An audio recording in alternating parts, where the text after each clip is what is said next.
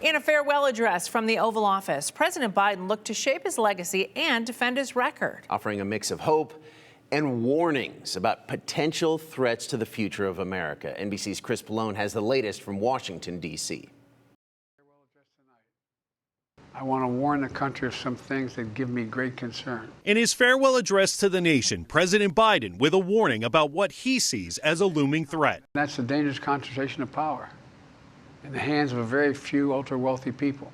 By the military. Reminiscent of Dwight Eisenhower's farewell 60 years ago when that outgoing president warned of the emerging military-industrial complex.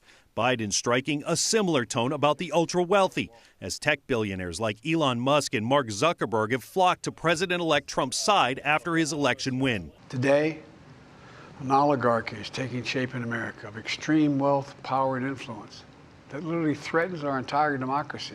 Biden also warning about what he calls the tech-industrial complex. Americans are being buried under an avalanche of misinformation and disinformation, enabling the abuse of power. Social media is giving up on fact-checking. The truth is smothered by lies told for power and for profit.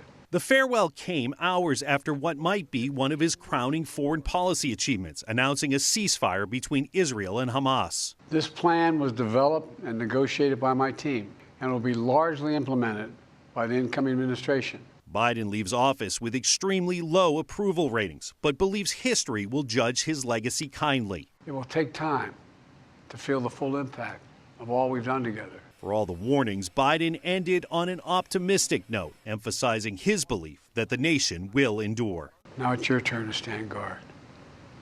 May you all be the keeper of the flame. May you keep the faith. I love America. You love it too.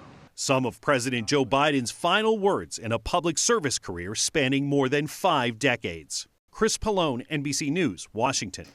And President Biden never mentioned his successor, Donald Trump, by name in that speech, but he did call for a constitutional amendment to reverse last summer's Supreme Court decision. That one grants broad immunity from criminal prosecution for any sort of president's official acts. President-elect Trump sought that protection after facing federal indictments.